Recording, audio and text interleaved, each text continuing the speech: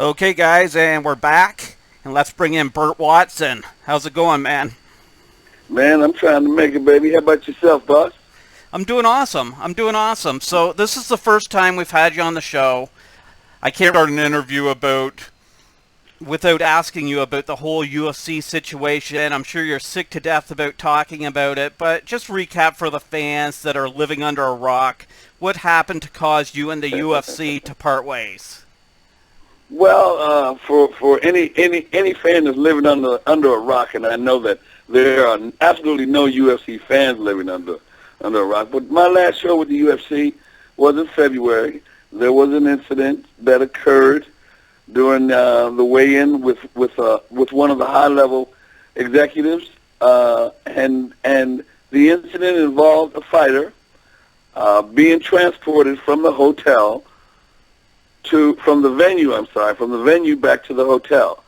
And actually the distance between the venue and the hotel was only approximately 10 minutes. So normally after a weigh-in, if a fighter doesn't make weight, I usually stick around, make sure he's okay, make sure he's secure, make sure the scale's secure, building secure, and everybody's back at the hotel after the weigh-in. And that's what I did. And Mark Munoz, who was the fighter that didn't make weight initially, he came back and he did make weight. Later on that evening, a high-level executive approached me about Mark Munoz's whereabouts, which at the time kind of caught me off guard because what I knew, after waiting for him to make weight and come back to the hotel, I knew he was secure and made weight and was on his way back. But obviously that person didn't feel that he was there and that he was secure and approached me about it. And when he approached me, I didn't feel I was approached properly. I felt disrespected. I didn't like the way I was approached. And I felt, that my integrity, my work ethics, the way I handled my job performance, there was a couple of things at that time that when I was approached, I felt were in question, and I didn't appreciate it. So words were exchanged, and the end result was me leaving and me moving on, the UFC moving on. It's now been 4 months or so since that incident, and I have moved on, and obviously the UFC has moved on. We'll move on too, and just tell me who gave you the name Babysitter to the Stars. When I first started about 14 years ago, I would get up on the stage. The fighters were introduced, and I'd bring the fighters up on the stage, and I'd try to motivate them. But at the same time, I'm an energetic person. My energy level is pretty high, so I'm always moving, constantly talking, as I'm sure you can probably hear already. Yeah. I'd get up on the stage, and I'd be moving around and pulling the fighters on. No one actually knew who I was. And in different interviews and in different promos, there were people questioning who was the guy on the stage that was wrangling all the fighters and all the fighters knew. Sure. I read something on the line, and I don't remember whether it was Junkie or Sheer Dog. I don't remember what it was, but one of the questions that was posed to some of the fans was, who had the best job in the world? One person said Dana White had the best job in the world. Another fighter said, oh, no, it's not Dana White. It's Joe Silver. He's the matchmaker. He has the best job in the world. And I read down the third response was, no, the best job in the world is that guy that gets up on the stage and nobody knows who the hell he is and knows everybody and talks to everybody. He's got the best job in the world. Right. That guy. Well, I read that, and I became that guy. Nice. On the stage. So eventually, one afternoon at a weigh-in, I went backstage, and Joe Rogan was standing there. And I stopped Joe Rogan, and I told him about the incident. And I said to him, Joe, you know what? I am tired of being that guy up on the stage. He said, "Don't worry about it, brother. I'll fix it." He went up on stage, and when he started introducing everybody, he introduced me, the last person up on the stage, Babysitter to the Stars. Nice. And that's where it came from. And it was Joe Rogan, and it stuck, and it's been that way ever since. And initially, you know, it became a thing where that's what I became identified. And every time I stepped on the stage for the weigh-in, that's the way Joe Rogan introduced me as Babysitter to the Stars, and it has stuck, and I love it. Also, a few months back, we seen a YouTube video hit YouTube, and it was all about Joe Lauzon's wedding reception. How'd you get that gig? I have, over the course of the years, have managed to, you know, the fighters camp, they have a fraternity. There's a certain bond that everyone has, and my input, my working with these guys over the years, I've gotten real close to all the fighters, all the camps. I've watched these guys come into the UFC and MMA as amateurs at their first level, and I've seen them progress over the years, not only in their technical skills, but, you know, they've gotten older. And I've seen Joe Lauzon from the time he came in to now. I got close to him. I got close to Steve Mays and Chris and everyone in his camp. And when I left, I think about 4 days or about a week or so, a couple of weeks afterwards, I got a call from Steve Mays.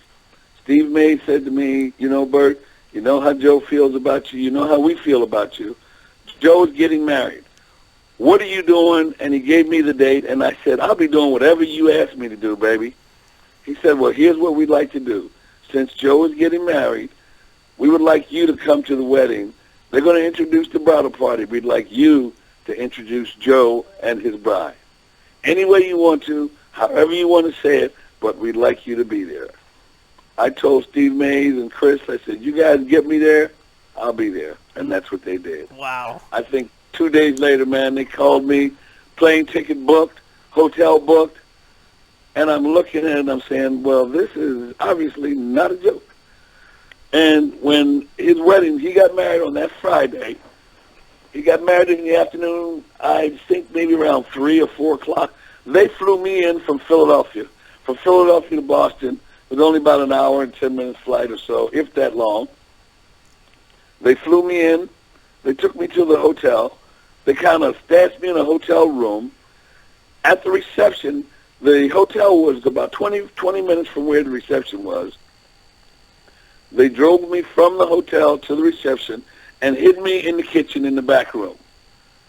And as Joe and his wedding party arrived, and they started introducing the wedding party to the family members and the friends, they gave the microphone to Steve Mays, and he told Joe and the family members that they had a surprise for Joe, and that's when he introduced me. And I went out stage, baby, and I gave it to him good, loud, and straight from my heart. And he was surprised. Yeah. He had no idea that I was there. His wife had no idea I was here. It got a little emotional, so I had no problem giving it to him and belting it to him from the heart, because I had done it so many times before for his fights. For each and every one of his fights in the UFC, I gave it to him. And he wanted me to introduce Mr. and Mrs. Joe Lauzon to the world, and I did that. That's awesome, man. Just want to ask you a little bit about the UFC from the outside looking in now. What do you make of this new Reebok deal? The growth of the UFC and MMA on a global and international and a fan level has gone through the roof over the last 14 years. And when you have that type of growth, you're going to get interest from television, media, local news media, fan base, venues, sponsorships, small sponsorship, major sponsorship, and it's a natural progression. And that's what has happened. The UFC has gotten, I remember a time when it was 3 words Ultimate Fighting Championship. Then it went to 3 little letters. It went from 3 little letters to 3 big letters. Thus, the attraction of major sponsors, and it was a natural progression for the growth of the business, the growth of the company, and its, you know, attraction of the major sponsors. It had sponsors initially, but I don't think any one sponsor had jumped in and decided it was going to fully take it over, which it did. It's, you know, and when you have changes, it's not always welcomed by everyone. Sometimes it's not welcomed by anyone, but changes are changes. I could not predict last year, this time, that this year, this time, I'd be with another organization, but it happened. I didn't predict it, couldn't predict it. I knew that eventually I would probably retire and sit back and watch and enjoy the sport, but not this way. I actually spent last year, and I can say it now because it's over. Right. Last year I spent my birthday in Atlantic City at the Revel. Oh, wow. This year, I spent my birthday in Atlantic City at the Borgata for Cage Fury Fighting Championship. Nice. I could have not predicted that, baby. Yeah. I did not see that coming. But I did it. I had a great birthday. It was a great event. I'm excited to be with Cage Fury Fighting Championship. It's a new venture. It's a second chapter in my career, the career and the legacy of this old man.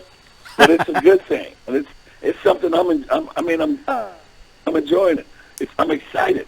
I'm excited about the fact that these guys have taken an aggressive stance in their development.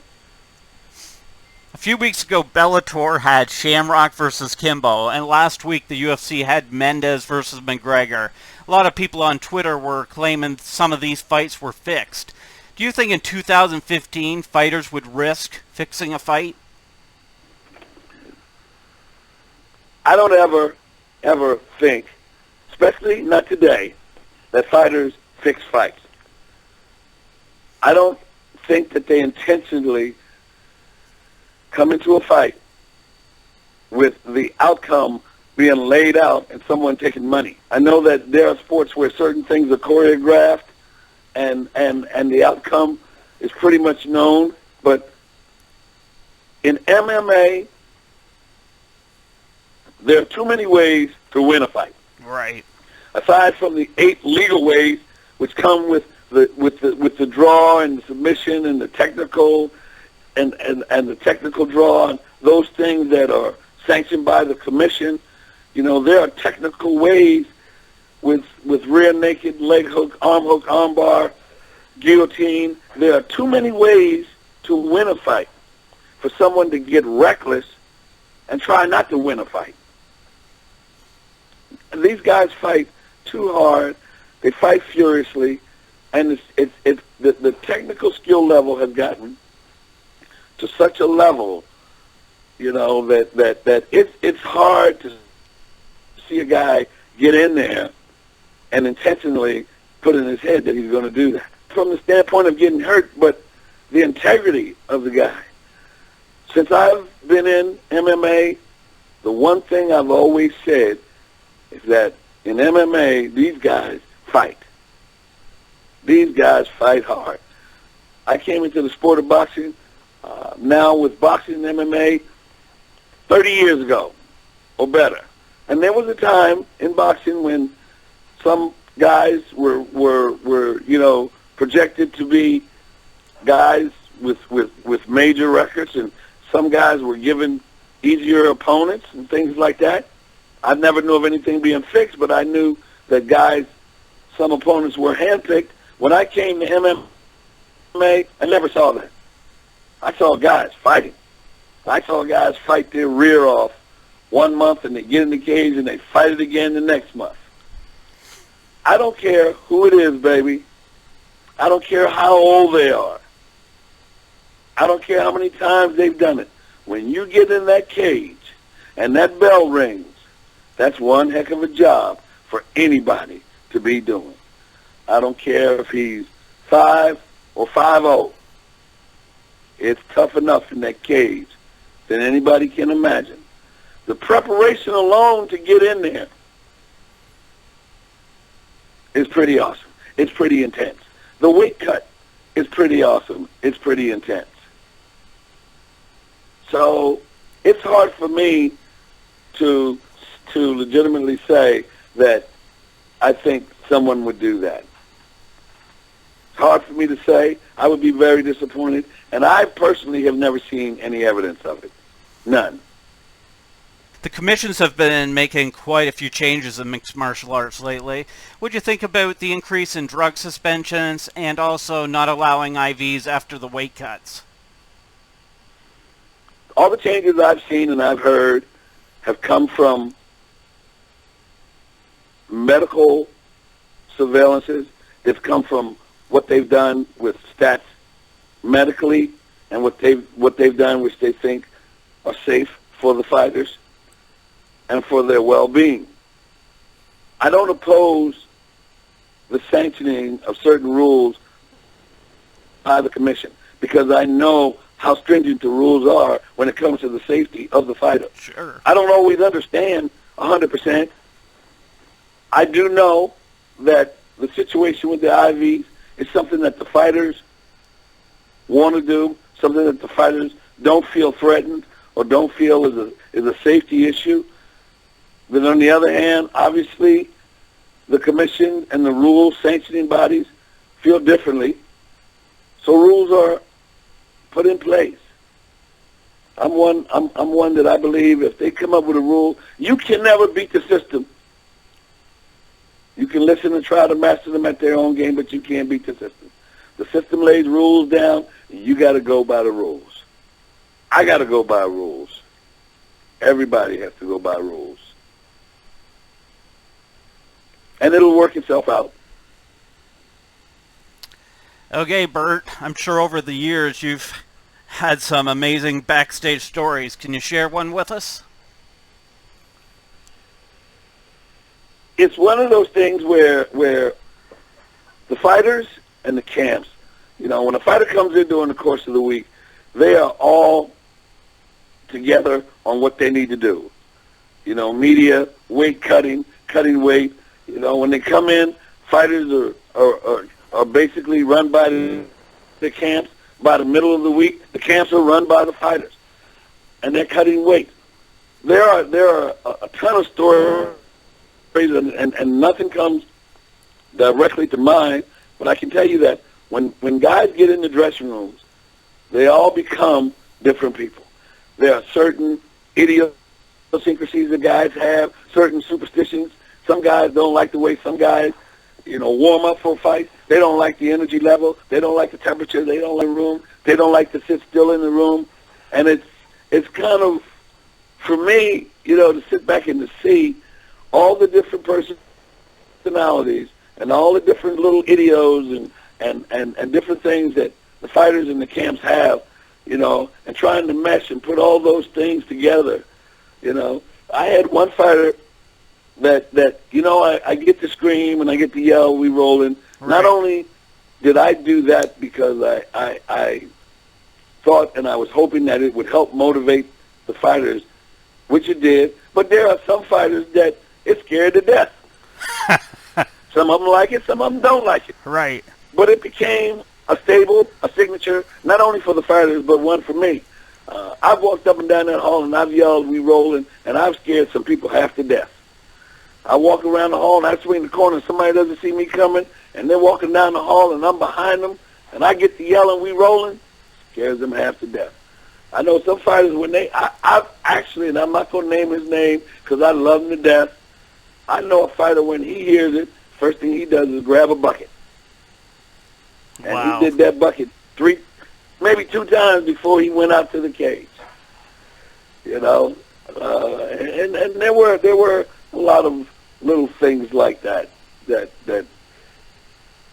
you know were fun things, and me still being involved and active with Cage Fury Fighting Championship now, and doing their fights, fighter relations and operations, I still get to work with these guys, and I get to see some of the up-and-coming developing guys, which it's amazing to me, and it's fun to me, and, it helps as a part of my legacy, because right now my legacy is productivity and teaching and giving back and giving to as much as I can to the young fighters and fighters that are in MMA now and looking to get to whatever level they want to get to.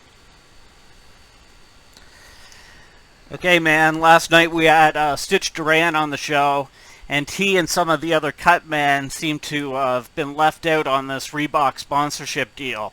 Do you think the UFC overlooks some of their employees at times? I think that when a business grows, gets big, and starts to develop into a billion-dollar corporation, does it lose touch with sometimes the needs and some of the things of employees? That happens. That happens in any business. Sure. And the bigger the business, the larger the business, sometimes the more people are overlooked. Right. And that happens. That's just one of those things that happen. I just in the situation with Stitch Duran, I just heard about that myself. Let's talk a little cage fighting Fury. When did you start working with them, and how many shows have they done? I just finished. I actually a couple of weeks or so after, about a month after, I had been home for a while and was sitting home, just kind of readjusting and getting used to being home with my family that I missed over 14 years. I got a call from Rob Haydack, who is the chief operating officer and president of Cage Fury. Said, listen, we got some fights regionally in the Philadelphia, New Jersey area where I live, and we're interested in talking to you. I met with them, and the suggestion was, why don't you come to one of our shows?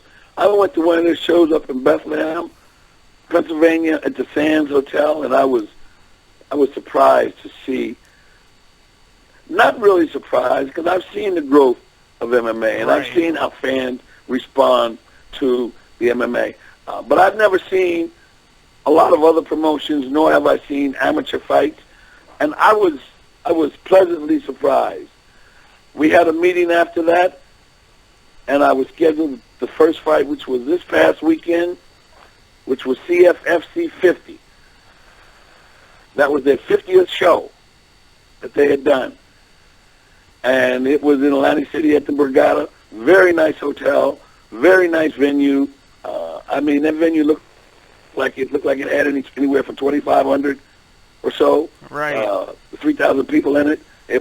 They had 13 fights, all at a high level. The energy level was great, and they do their fights on CBS Sports. Right now, they're scheduled to do maybe about 5 or 6 more fights between now and the end of the year. Next year for 2016, they're looking to do 15 or better. And they do all of their promotions in the New Jersey, Atlantic City, Bethlehem, Pennsylvania, East Coast, and it's regional. And I am thoroughly excited. I had a great time this weekend.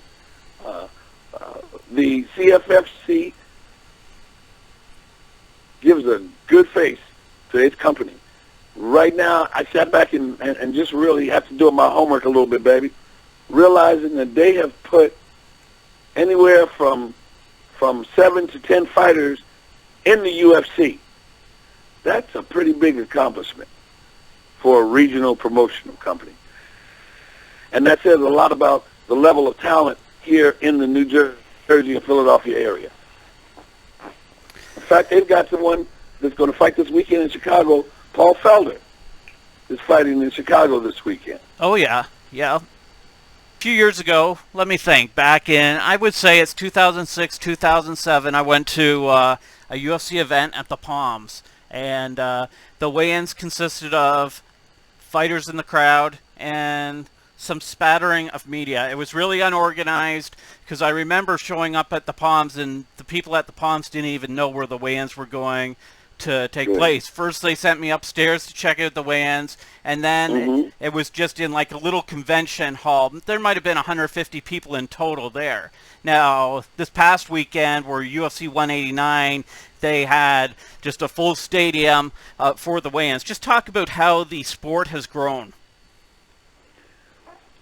Over the past 14 years or so, the sport of MMA has grown at a staggering rate. Yeah. I mean, the fanfare,